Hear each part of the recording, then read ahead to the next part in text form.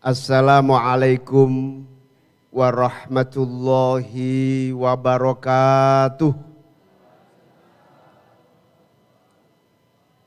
Bismillah, alhamdulillah,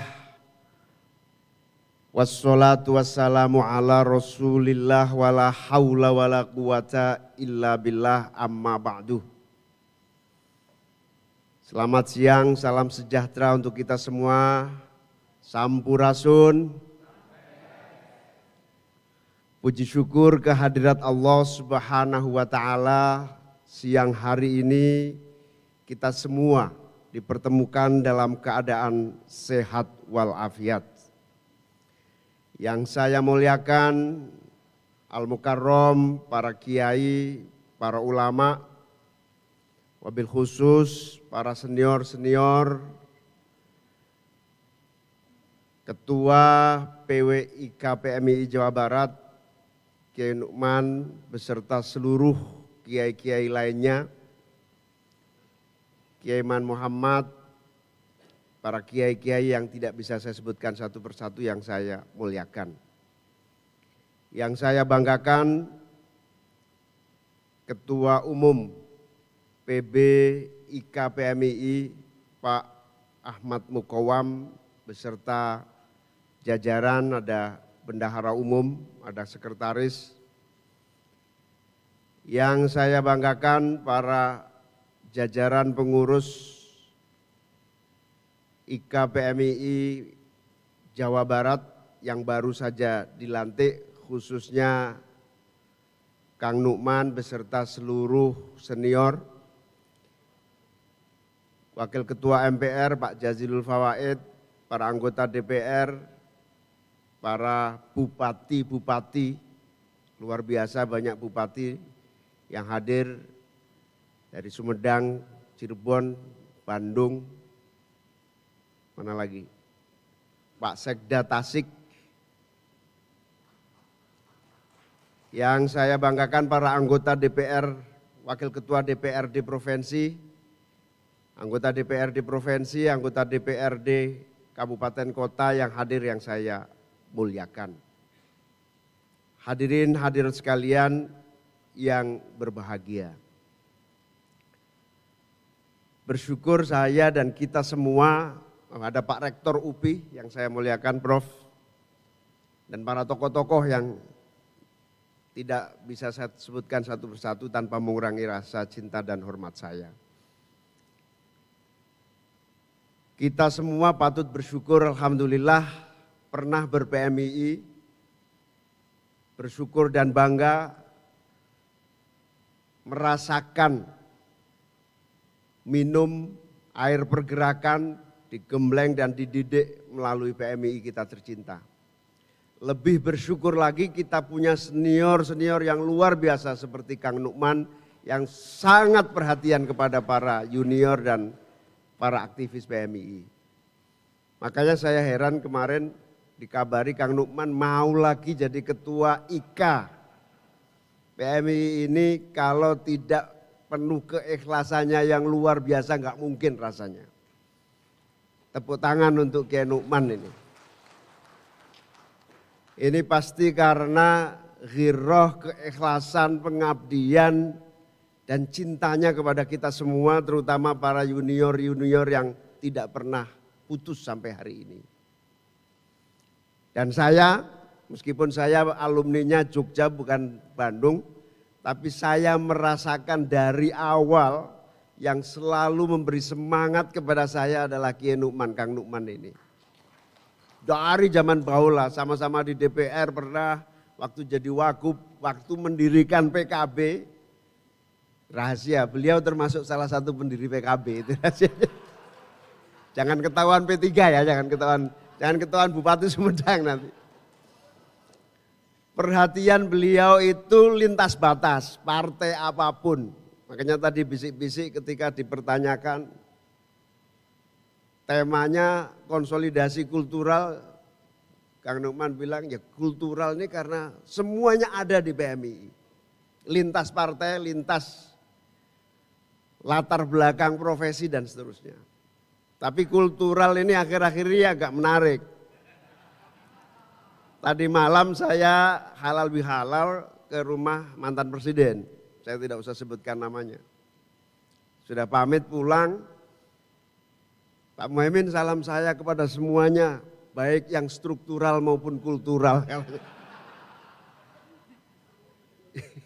Jadi ada mantan presiden kirim salam baik yang struktural maupun yang kultural. Jadi baik Pak Mukowam maupun yang kultural kira-kira. Soal pilihan Anda terserah mau struktural mau kultural sakarepmu kira-kira. Hadirin wal hadirat sekalian yang saya muliakan, kembali kita semua harus bersyukur amat sangat atas seluruh warisan, atas seluruh mandat historis yang mengalir hingga hari ini deras kepada diri kita ini. Patut kita syukuri karena kok ya kita ini dapat hidayah berkumpul di IKPMI. Dapat hidayah kok kita ini berkumpul dalam satu darah besar aliran Nahdlatul Ulama. Aliran darah kekuatan Nahdlatul Ulama. Ini patut kita syukuri karena memang Nahdlatul Ulama ini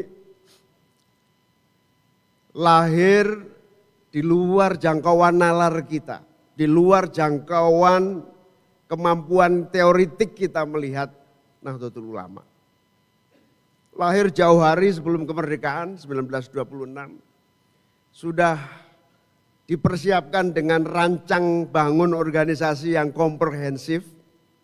Begitu lahir langsung besar. Bayangkan tidak ada HP, tidak ada transportasi yang memadai antar kabupaten kota, antar provinsi.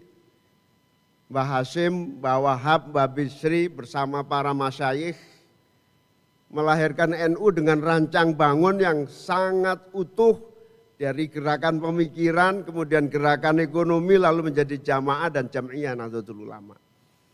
Ini kalau tidak para wali yang merancang, hampir pasti tidak serelevan hari ini Nahdlatul Ulama hingga menjadi kekuatan yang benar-benar inspiratif sekaligus menentukan. Dan ini adalah ada anak-anak milenial nanya kepada saya, kenapa sih kok enggak pakai Islam saja, kenapa NU? Ini pertanyaan yang agak sulit bagi orang-orang tua ini. Terutama yang fanatik-fanatik NU kayak Pak Mukowam ini. Anak milenial nanya, ngapain sih NU, kenapa enggak Islam saja? Terus ada yang sudah ketarik-tarik ke bangsa kanan-kanan keras itu, malah mempertanyakan, ngapain sih NU kok fanatik kok ke organisasi, tidak fanatik ke Islam? Pertama ditanya gitu, kalau tidak mendarah daging pasti sulit menjawabnya. Untungnya saya tiba-tiba ingat aja, spontan. Maksudnya kenapa enggak seperti Habib Rizik, saya bilang gitu. Maksudnya kenapa kok tidak Islam? Saya jawab, sederhana. Nah, jawab anak-anak sekarang ini enggak bisa ruwet-ruwet seperti isi baiat IKPMI itu kira-kira gitu. Kalau itu baiatnya terlampau filosofis Pak Mukowam. Kata Pak Mukowam, ini sudah saya sederhanakan ini. Konsep aslinya lebih filosofis lagi gitu.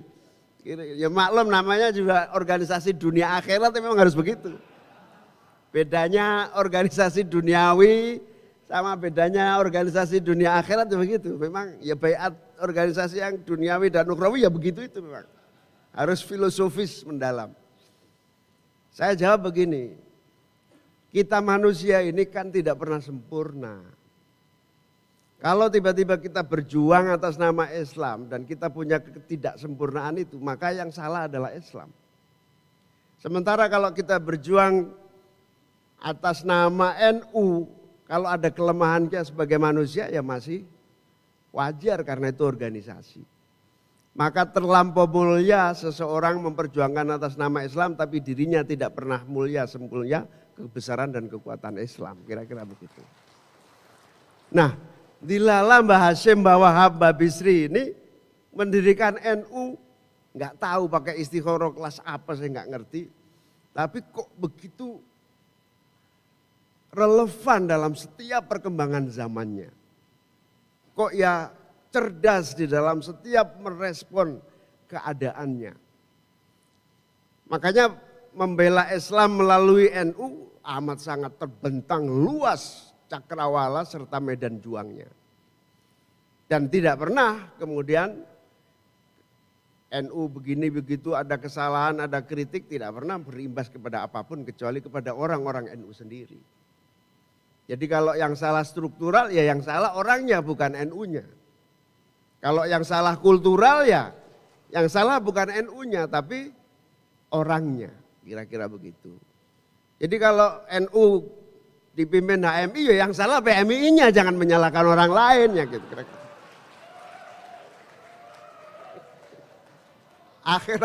Akhir-akhir ini Pak Mukawam keliling ke seluruh daerah.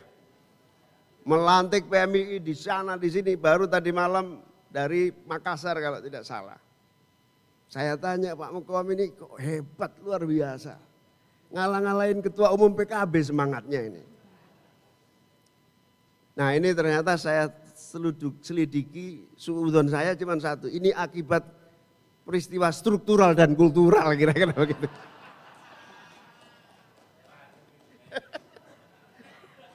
Maaf, minum dulu. Hadirin dan hadirat sekalian, jadi gunanya HMI jadi ketua umum PBNU itu supaya alumni PMI bangkit dan bangun menata organisasi. Kira-kira begitu. Kira-kira seperti itu. Kalau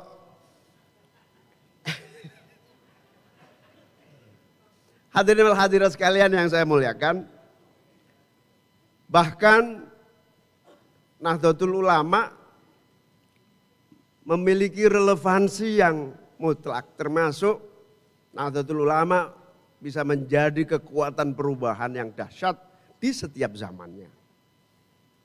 Prakemerdekaan sudah menyusun konsep bernegara Darussalam, bukan Darul Islam. Ketika merdeka menyusun fondasi kenegaraan, Undang-Undang Dasar, bahkan platform bernegara, NKRI. Ketika zaman Bung Karno bagaimana kombinasi antara rasionalitas dan spiritualitas. Makanya kalau ada yang menanyakan apakah kita diam, Indonesia ini ditarik-tarik menjadi kekuatan yang sangat sekularistik misalnya.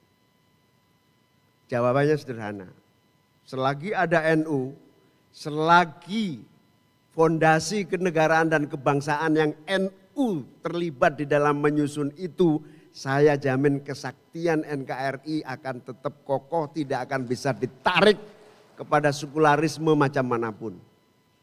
Nah, ini pada konteks hari ini menarik untuk kita cermati.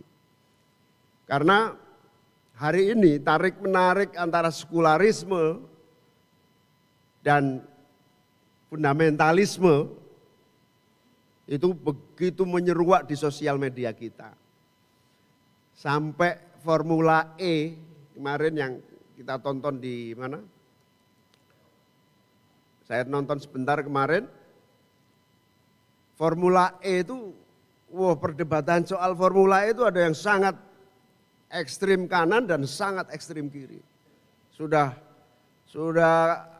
tinggal berantem aja lah kira-kira begitu. Tinggal sedikit waktu aja, itu di dunia maya. Dan jangan salah, ini sudah tidak di dunia maya lagi pertempuran kanan dan kiri, pertempuran sekularisme dengan pertempuran agamisme atau fundamentalisme itu. Itu di dunia mayanya sudah 10 tahun terakhir, saya kira hanya di dunia maya, tetapi ternyata di dunia nyata juga terjadi. Sekarang ini malah nggak jelas antara dunia maya dan dunia nyata itu berkelindan. Apa yang terjadi di dunia nyata juga maya, apa yang terjadi di dunia maya juga nyata. Contohnya itu tadi, bentrok antara tarik-menarik sekularisme dengan tarik-menarik fundamentalisme, itu nyata di depan DPR terjadi, korbannya Ade Armando namanya. Itu dunia maya menjadi dunia nyata. Dan ini persoalan seperti ini bukan peristiwa personal, kelompok kecil, antar geng, bukan. Ini adalah fakta api dalam sekam yang setiap saat akan menghadirkan konflik horizontal yang masif. Ini bahaya sekali. Bahaya sekali. Nah, bersyukur kita ini lahir dari keluarga NU, dibesarkan di PMII. Begitu masuk PMII dididik soal Islam, diajari soal Islam, didoktrin soal Islam, sekaligus diajarin dan didoktrin soal kebangsaan dan keindonesiaan. Bersyukur. Bersyukur juga pernah saya ketika ber-PMII sempat bingung. Tiba-tiba dalam sebuah kongres PMII ada ide PMII ganti nama. Namanya Pergerakan Mahasiswa Indonesia. Tahun berapa saya lupa waktu itu. Tapi di sisi yang lain ada yang mengusulkan PMII ganti nama Pergerakan Mahasiswa Islam titik. Yang di sini minta Pergerakan Mahasiswa Indonesia, yang sayap sini meminta Pergerakan Mahasiswa Islam titik.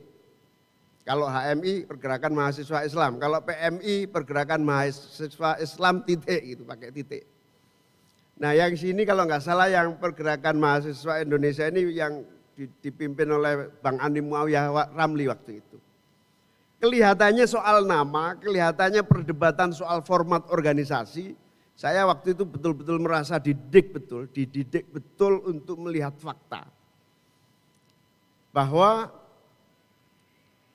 Pergerakan Mahasiswa Islam Indonesia ini tidak main-main soal apakah ini Islam, apakah ini Indonesia.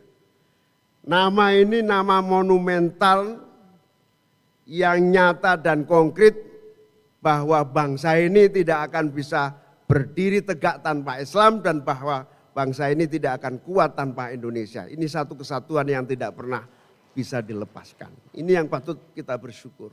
Dan kita harus bersyukur dalam posisi itu.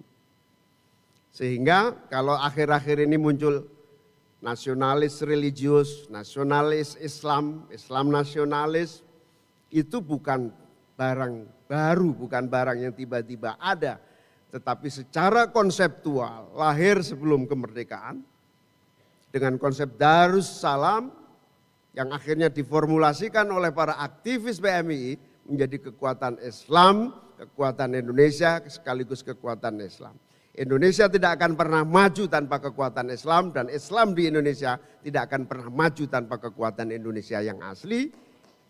Dan bukan hanya gitu, kelihatannya ini naga-naganya lihat krisis global dan keadaan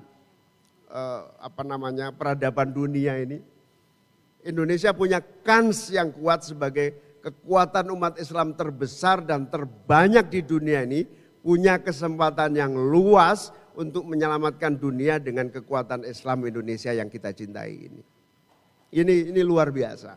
Oleh karena itu kita patut bersyukur kita menjadi bagian dari kekuatan ini yang notabene lahir dan tumbuh dengan sangat luar biasa. Nahdlatul Ulama kok ya cerdas ada PMII gitu.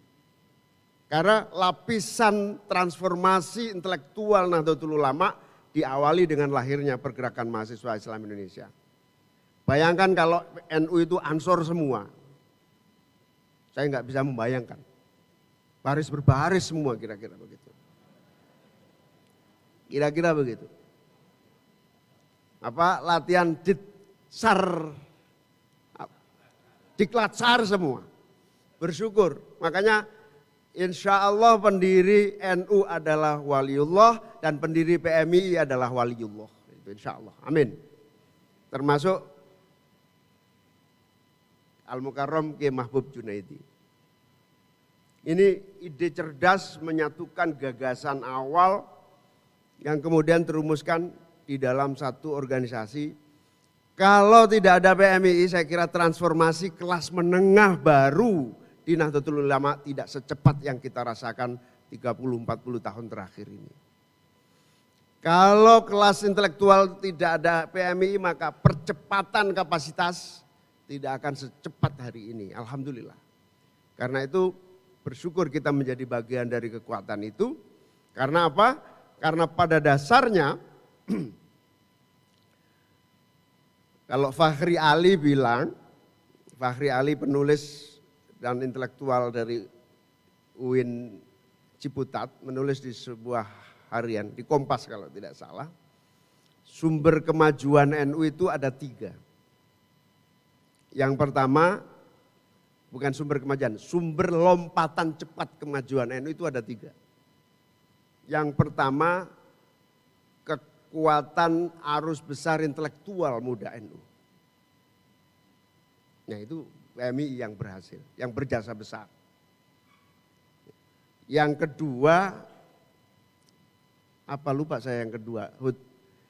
Yang ketiga saya nggak usah ngomong, jangan tersinggung nanti. Ada yang tersinggung ini kalau yang ketiga ini. Yang ketiga PKB Muhammad, kata Fakhri Ali ini di tulisannya di Kompas. Jadi ada 3 komponen yang melompatkan kemajuan NU agak efektif, agak cepat. Yang pertama intelektual muda, yang ini diproduksi masif oleh PMII. Yang kedua PKB, karena PKB ini berhasil mendongkrak kelas menengah baru di NU. Bayangkan, 1 DPR berapa TA gitu kira-kira yang diangkat lah. Jadi masih banyak yang hidup itu dari gerakan PKB ini. Yang ketiga ini saya lupa, ekonomi apa gitu. Coba dicek Gut, nanti kita ingetin. Saya ingetnya cuma PMI sama PKB aja jadi. Maaf P3. Nah, ini saya sebelum ke situ, apa sih yang membedakan kita dengan intelektual yang lain? Sebetulnya Nahdlatul Ulama itu kan Nahdlatul intelektual sebetulnya. Kenapa Nahdlatul intelektual? Nahdlatul Ulama itu karena ilmu pengetahuan yang didapatkan tidak menjadi sekedar teori dan menara gading yang dikelola, tetapi ilmu pengetahuan itu benar-benar menjadi suluh untuk jalannya sebuah pergerakan, langkah-langkah transformasi. Itu bedanya. Makanya ilmuwan sama intelektual beda. Nah, di PKB, di NU, di keluarga besar Barisan Ahlussunnah wal Jamaah ini kelebihannya adalah intelektual yang secara ilmu pengetahuan dalam, secara intelektualitas kapasitasnya jalan, tetapi tidak pernah lepas dari langkah-langkah untuk terus mentransformir masyarakat, dirinya, organisasinya, dan seterusnya. Makanya orang beliau seperti Kiai Nukman, Kang Nukman ini sudah pasti akan masuk surga, itu sudah pasti. Sudah pasti, sudah. Jaminannya itu sudah pasti. Karena sejak bangun tidur berpikir, membaca, menteoritikan itu tidak jalan sendiri. Langsung sudah dengan segenap pertanggungjawaban intelektual melakukan langkah-langkah perjuangan. Movement. Nah disitulah bedanya di situ. Makanya bangsa ini amat sangat terus membutuhkan PMII, lulusan PMII karena apa? Produksinya akan menjadi kekuatan yang terus mentransformasikan masyarakat, mentransformasikan negara. Inilah yang membedakan. Oleh karena itu kita bersyukur bahwa akhirnya kita menjadi bagian dari gelombang perbaikan ini. Gelombang menuju kemajuan, gelombang menuju keadaan, kalau bahasa sekarang gelombang menuju hijrah, perubahan yang lebih baik. Nah, dari situ Bapak Ibu sekalian, sahabat-sahabat, para aktivis yang saya cintai, terutama yang masih aktif di PMII, bersyukur kita menjadi bagian dari ombak besar, tidak sekedar gelombang ini ombak besar. Karena begini, ini terutama adik-adik saya yang masih aktif ini. seorang aktivis PMII, seorang mantan aktivis PMII, seorang pejuang PMII, seorang aktivis NU, itu tanpa disadari seluruh langkah gerakannya itu membangun jejaring yang efektif dan produktif. Yang sel jaringannya itu bersambung dengan kekuatan masyarakat langsung. Kalau bahasa temanya sebetulnya pelantikan ini, kekuatan individual ini nyambung dengan kekuatan kultural, kira-kira begitulah. Jadi dari situ, kalau kita masih aktif seperti sekarang, gak sadar bahwa itu sebetulnya kekuatan yang sangat besar. Orang-orang yang ini mewah, kekuatan yang sangat mewah sekali. Dia seorang intelektual, dia seorang transformer, dia seorang penggerak, dia seorang aktivis yang mengelola umat, masyarakat, rakyat. Makanya politik itu sebetulnya hanya salah satu etape saja dari seluruh rangkaian ini. Etape saja, bupati itu sebetulnya hanya terminal saja, tujuannya gubernur sebetulnya gitu. Jadi sayang kalau cuma hanya bupati. Jadi ayo sebanyak-banyaknya kita siapkan gubernur, sebanyak-banyaknya. Itu etape yang memang harus dilalui, mau nggak mau. Nah, ini barang mewah. Erick Thohir untuk sampai ke sini aja membayar mahal saudara-saudara ini. Ini mewah ini. Teman saya, teman baik saya Erick Thohir itu untuk sampai pada kelas elit seperti Anda ini bayar mahal, harus jadi banser dulu. Harus berguling-guling dulu pakai apa? Udah gitu ngasih komisaris banyak-banyak dulu. Terus terlalu banyak. Padahal itu Anda sehari-hari itu. Yang aneh ini coba ketua PKB Garut ini. Yang aneh Dadan itu enggak menyadari kalau dirinya mewah, itu enggak menyadari. Erick Thohir untuk sampai seperti kamu itu mahalnya minta ampun bayarnya. Sandiaga Uno sampai wah sudah. Sekarang semuanya sudah fasih wallahul muwaffiq ila aqwamit thoriq. Semuanya.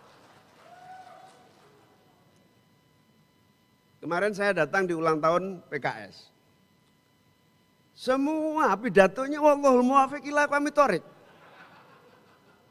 Itu semuanya. Jadi amat sangat aneh kalau kemudian kita nggak menyadari mewahnya hidup kita.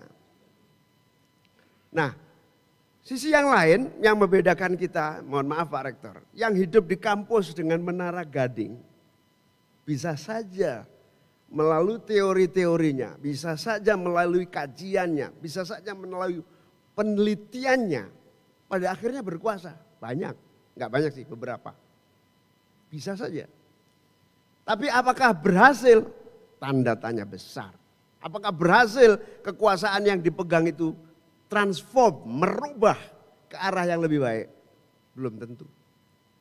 Yang akan berhasil merubah adalah orang-orang yang pernah mengalami kayak Dadan itu.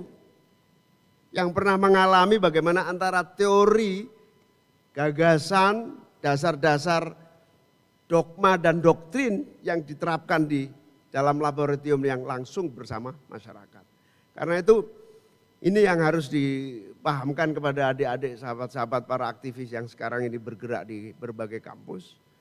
Kalau Anda semua mau melihat Indonesia akan menjadi lebih baik, ya Anda semua harus masuk ke laboratorium besar perubahan bangsa ini, yaitu PMII, supaya menjadi kekuatan kemajuan yang nyata. Ya jujur aja sekarang terbuka. Pak Harto melalui Angkatan Darat, melalui sentralisme misalnya itu. Semua cara itu diterapkan. Tapi tidak pernah menghitung bahwa bahkan waktu itu hitungannya yang berbasis masyarakat, yang mengakar di masyarakat akan menjadi gangguan pembangunan. Pak Harto itu begitu. Itu maklum karena dia langsung adopsi dari teori modernisme dan cara kerja barat ya, Perkles dan kawan-kawannya itu, bahwa yang berbasis grassroots itu beban. Apalagi yang berbasis agama dianggap beban.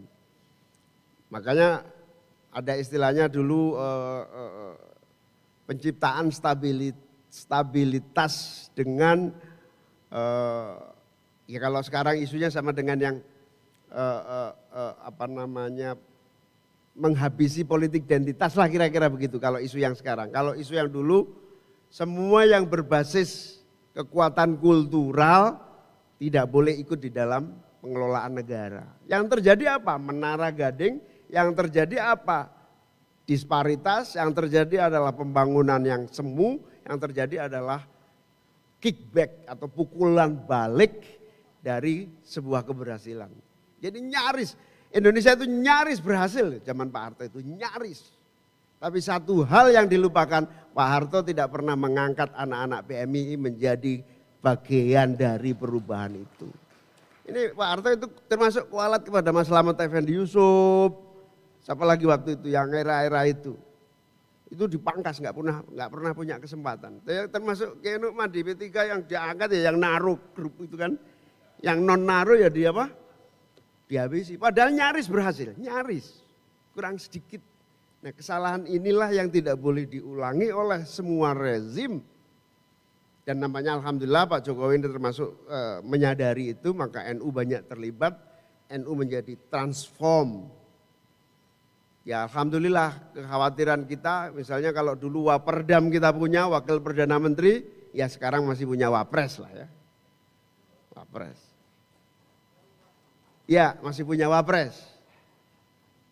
Soal bagaimana ya itu bagian kita syukuri sajalah. Gitu.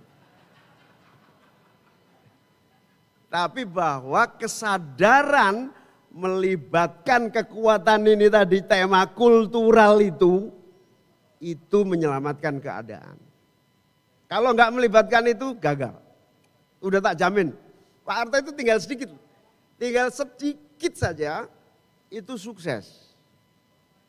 Bisa gemilang, sukses dan gemilang. Tapi Pak Harto lupa NU dihabisin betul sampai ke, dulu nggak ada birokrat yang berani ngaku NU. Tidak ada satupun politisi. Ya satu-satunya yang berani ngaku NU itu hanya di P3.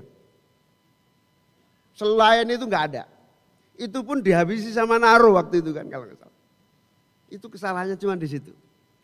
Yang berbasis kultural tidak diberi ruang. Padahal yang kultural itu, makanya tema ini sangat tepat. Yang sebetulnya disebut kultural itu kan yang tepat. Jadi tadi Pak Mukoam menganggap kurang tepat. Bukan kurang tepat. Pelantikan struktural tapi temanya kultural gitu loh. Tapi bahasanya Pak Mukoam seolah-olah tidak tepat gitu kan. Padahal maksudnya ini pelantikan itu kan struktural. Tapi temanya kok kultural gitu.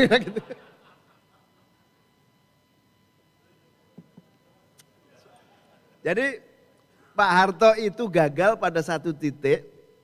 Makanya kemudian kalau ngelibatkan Gus Dur aja dikit waktu itu. Gus Dur akan masukkan transisi antara otoritarianisme dan demokrasi. Krek gitu. Itu enggak ada itu peristiwa 98. Enggak ada yang namanya kerugian besar, itu enggak ada. Tapi karena ya maklum lah namanya juga saatnya gitu kan ya. Akhirnya nah begitu era demokrasi yang menjadi pilihan. Gus Dur memimpin demokrasi. Lagi-lagi kemudian alternatif model sistem yang diterapkan demokrasi itu dipilih, maka panen. Pokoknya orang itu pahalanya sesuai dengan keringatnya lah kira-kira gitu. Jadi jangan berharap jadi bupati kalau nggak ada investasi kerjanya, kira-kira tanya Pak Bupati ini. Tanya Pak Dadang ini, mana Pak Bupati. Nggak ada itu kalau nggak ada investasi. Gus Dur investasinya terlampau besar. Mengusung ide demokrasi, berjuang melalui forum demokrasi. Wah, saya waktu itu ngasih TNI sempat dihajar kanan kiri dan seterusnya. Akhirnya panen jadi presiden. Jadi presiden panen. Jadi kalau nanti kita nyapres beneran itu ya karena selama ini benar-benar berjuang kira-kira begitulah Pak Mukoam. Kalau nggak nyampe ya karena PBI kami kurang membantu berjuang kira-kira gitu.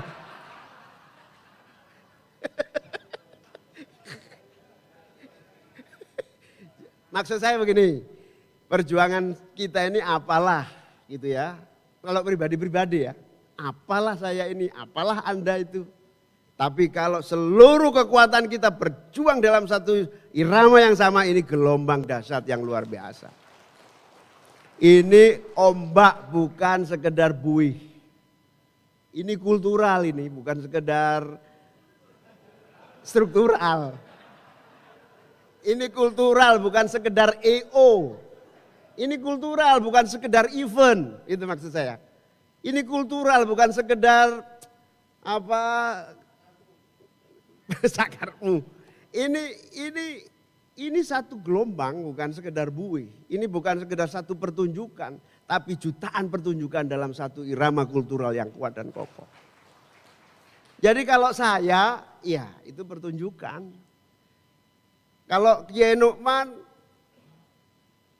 Keman Muhammad itu pertunjukan. Tapi kalau di antara pertunjukan-pertunjukan ini dalam satu rangkaian kultural itu namanya gelombang.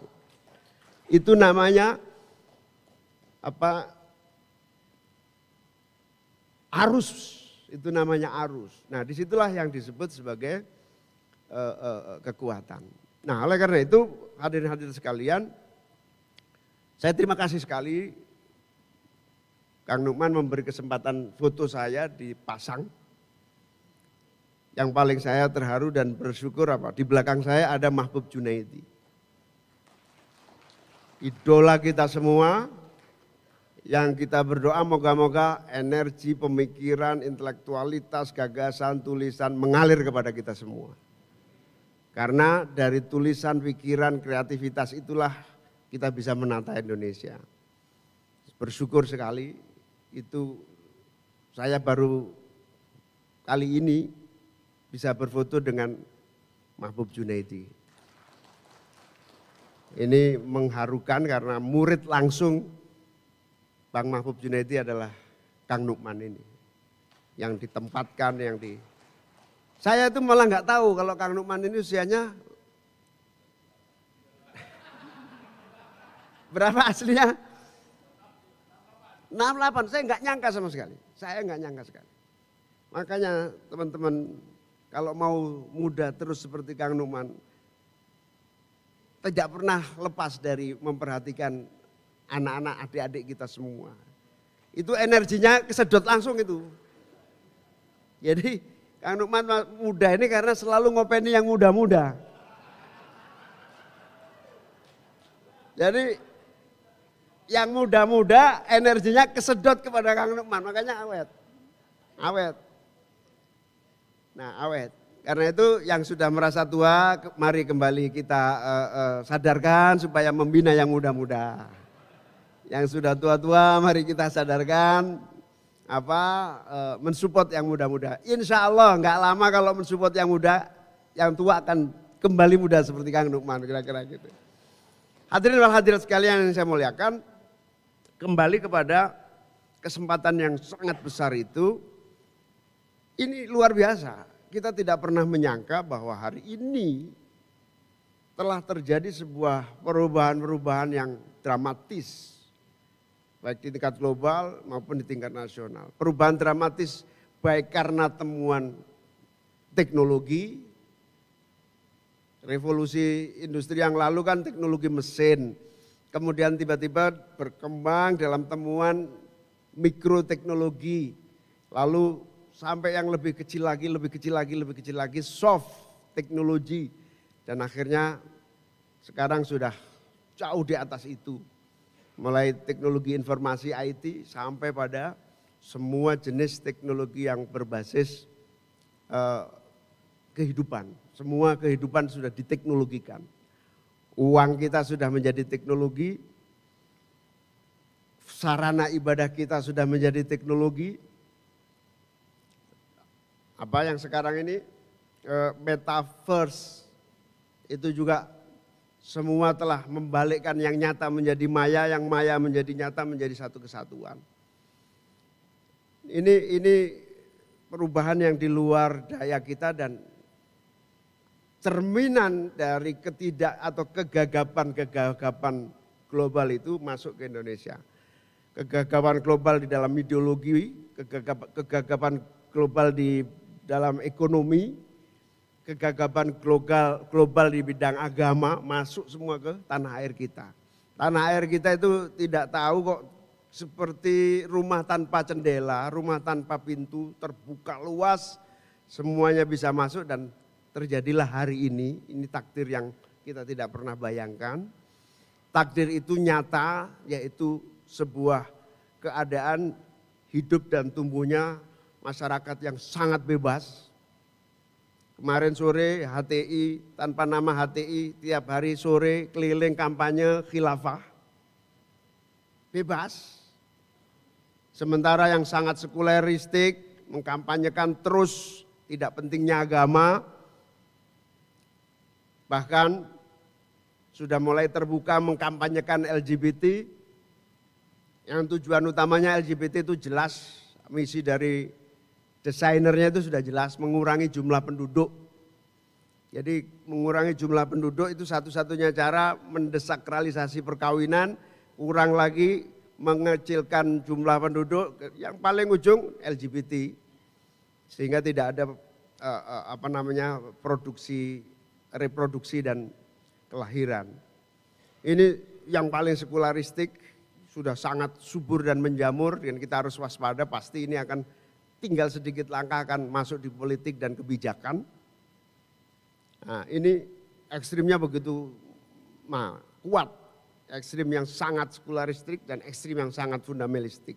Ini faktanya, dan lagi-lagi siapa yang akan bisa mengatasi keadaan, dan siapapun tidak akan bisa mengatasi keadaan kecuali yang memiliki basis PMII atau Islam Indonesia, atau kekuatan yang benar-benar berakar, bertumpu pada ideologi yang kuat dan kokoh, yaitu NKRI yang sejak awal didesain oleh para wali-wali itu. Ini bersyukur kita, ini tantangan luar biasa, dan ini insya Allah yang membuat Kang Nukman muda kembali untuk menata keadaan ini.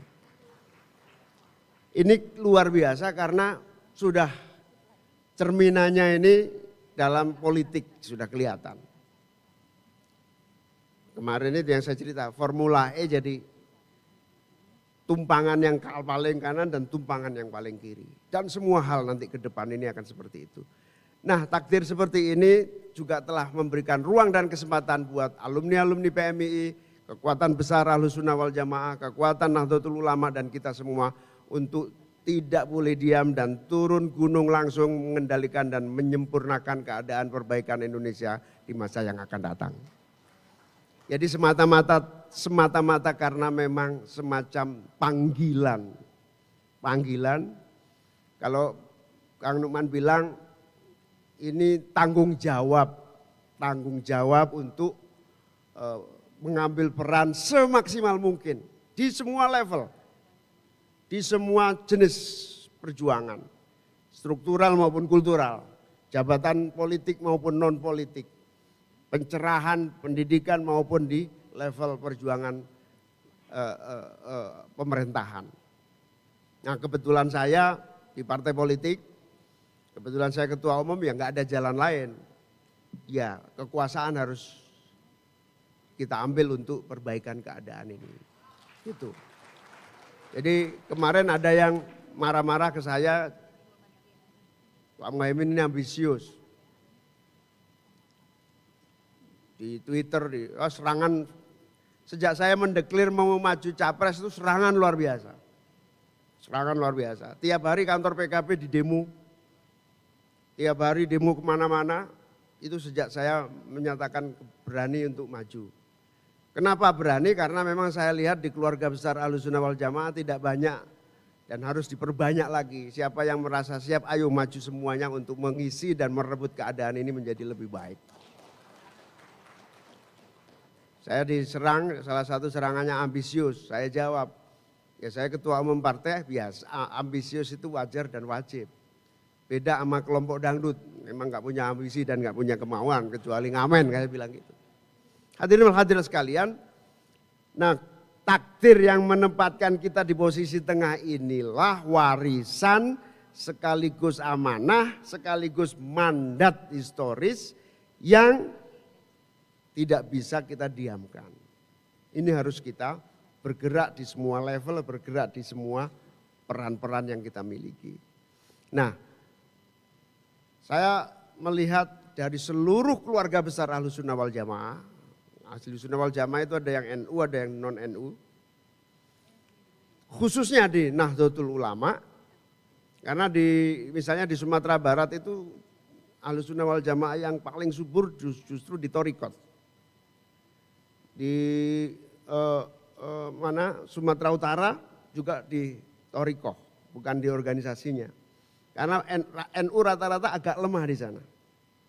Kenapa agak lemah? Karena rata-rata PNS ketuanya. Repot memang kalau NU di luar Jawa itu PNS agak repot. Karena yang ngantor, sibuk segala macam, punya kesempatannya terbatas.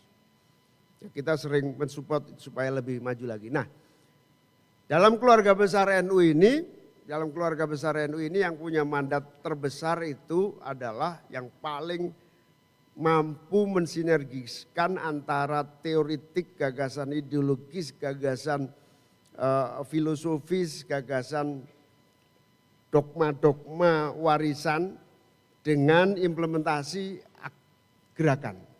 Ini yang paling punya kesempatan, yang punya tanggung jawab.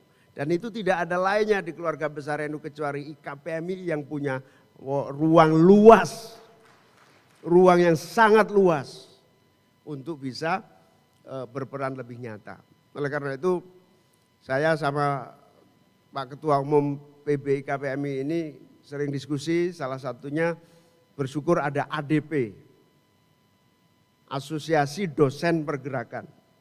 Ini ada 2000-an lebih profesor, ada doktor dan macam-macam disiplin yang alhamdulillah juga efektif. Nah, kita harapkan dari mereka lahir pencerahan-pencerahan untuk bangsa sekaligus guidance bagi seluruh keluarga besar IKPMI untuk berperan di masing-masing level, berperan di masing-masing ruang dan waktu yang berbeda-beda sehingga pada suatu hari kita bukan hanya konser-konser kecil, kita bukan hanya pertunjukan-pertunjukan serpihan, tetapi kita gelombang besar yang akan merubah Indonesia menjadi baldatun thayyibatun wa rabbun ghafur, gelombang besar yang akan mempercepat terwujudnya cita-cita besar kelahiran Nahdlatul Ulama, cita-cita besar kelahiran bangsa ini.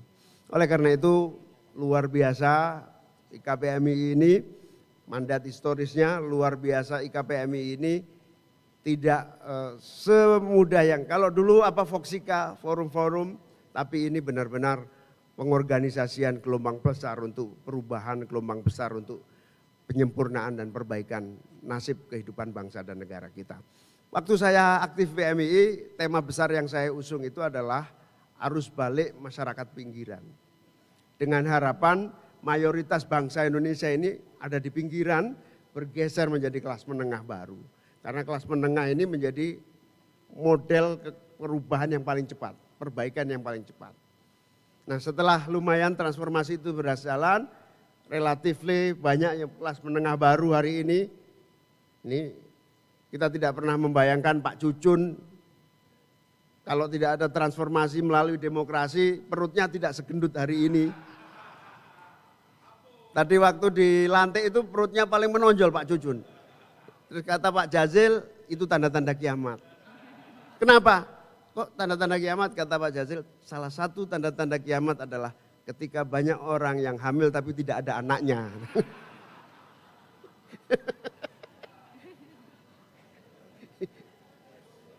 Tapi bukan itu, kelas menengah bukan perutnya tanda-tandanya, tapi kelas menengah adalah percepatan perubahan. Nah, tema hari ini yang paling penting buat kita semua adalah perubahan secepat-cepatnya untuk kemajuan. Itu yang menjadi tanggung jawab kita di semua level. Oleh karena itu kesempatan di level yang kita pegang hari ini, yang kita pegang di kalangan IKAP, PMI di semua lini ini, terutama Jawa Barat.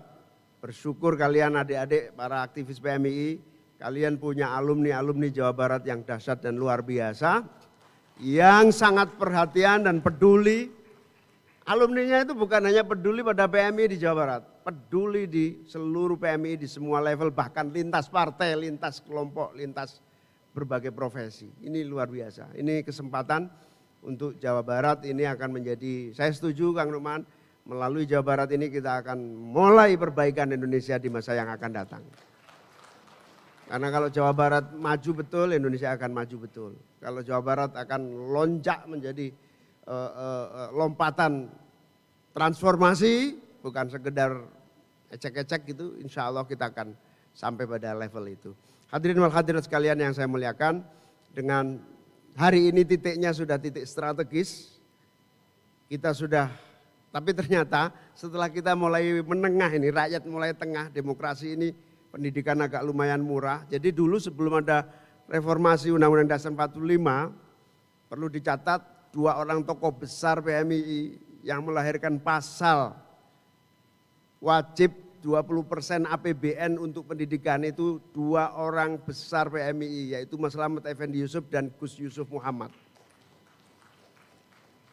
Jadi Mas Slamet Effendi Yusuf dan Gus Yusuf Muhammad itu memimpin perjuangan total di PAH ya, Panitia Ad Hoc MPR. Ini gara-gara Gus Yusuf juga jalan-jalan ke Jepang. Melihat kok bisa Jepang lompatannya cepat itu kayak apa, karena Jepang memaksakan APBN-nya untuk pendidikan, pulang-pulang diadopsi, dihina-hina oleh ahli anggaran. Ini MPR gila, ini MPR ngaco, ini MPR enggak punya ilmu, kok maksa-maksain 20% anggaran bisa jadi pendidikan. Ini MPR enggak ngerti urusan, maki-maki para ahli anggaran. Tapi Gus Yusuf Muhammad, Mas Slamet Effendi Yusuf, IKPMI yang dahsyat ini, dua-duanya getol sama partai-partai semuanya kompak, pokoknya mau nggak mau ada satu pasal 20% APBN harus untuk pendidikan. Dan terbukti hari ini kelas menengah baru tumbuh sangat bagus, luar biasa. Buktinya kelas menengah itu apa? Cerewet. Taunya cerewet, lihat Twitter cerewetnya minta ampun kelas menengah. Nah itu mulai kelihatan, itu karena pendidikan. 20% ini adalah betul-betul karya IKPMI di dalam amandemen Undang-Undang Dasar 1945 yang itu melahirkan kelas menengah. Tetapi masih panjang perjalanan kita. Ketika kita sudah begini, ini pendidikan sudah bagus, kita masih kalah satu hal. Ini madesu ini. Di politik itu agak madesu. Masa depan suram. Apa itu? Pertempurannya adalah uang sekarang. Uang. Jadi saya tuh paling sedih hari ini adalah aktivis muda PMI yang mau jadi caleg dan anggota DPR akan sangat berat. Karena di dalam pertempurannya itu uang sangat dominan. Tingkat pendidikan politik rakyat harus terus kita dorong untuk naik supaya tidak memilih karena uang. Anak-anak alumni PMI yang baru mau masuk dunia politik pasti akan kesulitan. Nah ini yang disebut gara-gara, ya mohon maaf Pak Bupati ini saya analisis gitu, pilkada itu juga sangat mahal. Karena mahal punya utang Bupati, saya muka-muka Bupati yang hadir tidak termasuk yang punya utang. Termasuk yang paling saya tahu Cirebon gak bakal banyak utang karena dapat min haitsu la yahtasib gitu. Jadi Bupati paling PMI ya Cirebon ini. Kalau bisa ditanya Bupati mana yang paling PMI? Cirebon. Karena apa? Jadinya min haitsu la yahtasib. Enggak pakai utang. Nah, ini terjadi satu kenyataan yang agak rumit ya. Bupati harus high cost, bayar mahal untuk kampanye pemilihan umum. Karena utang high cost maka utang kepada pengusaha. Maka ketika melaksanakan jabatannya selama jadi bupati ya dikontrol oleh yang ngutangi. Kira-kira gitu. Ini masalah besar. Nah ini rangkaiannya oligarkis kira-kira gitu. Nah oligarki di level menengah atas bawah ini sangat kompleks. Dan ini harus kita rubah. Dan yang tahu kalau itu masalah hanya alumni PMI. Kalau yang selain alumni PMI nggak tahu kalau itu oligarki, itu nggak tahu. Nggak tahu. Karena menikmati itu. Alumni organisasi mahasiswa yang lain begitu-gitu malah dinikmati. Wah, ini kesempatan dapat bonus. Apa nyaloin lumayan ini gitu. Kalau PMI tahu itu pikirannya mesti nggak nyalo. Kalau PMI itu rata-rata memang nggak ecek-ecek ya. Begitu tahu gitu gimana dirubah itu. Kalau orang organisasi lain, ini lumayan ini maklarnya ini. Itu sekaligus yang membuat PMI agak melarat di situ itu rata-rata. Hadirin hadirin sekalian yang saya muliakan, ini tantangan yang hari ini adalah tantangan yang agak rumit. Dan ini hanya bisa dirubah melalui satu kekuasaan yang merubah sistemnya harus disempurnakan. Yang sekarang sudah lumayan ini harus ada satu penyempurnaan tahap pemilihan yang lebih efektif. Dulu saya dan teman-teman di DPR sudah membatasi yang bersifat pilihan langsung. Tapi oleh Pak SBY digeber dengan perpu, akhirnya liberal seperti ini. Liberal. Nah, liberal seperti ini tidak sesuai dengan norma-norma dasar kita. Demokrasi musyawarah mufakat itu harus tetap nomor 1. Demokrasi liberal iya. One man one vote itu iya.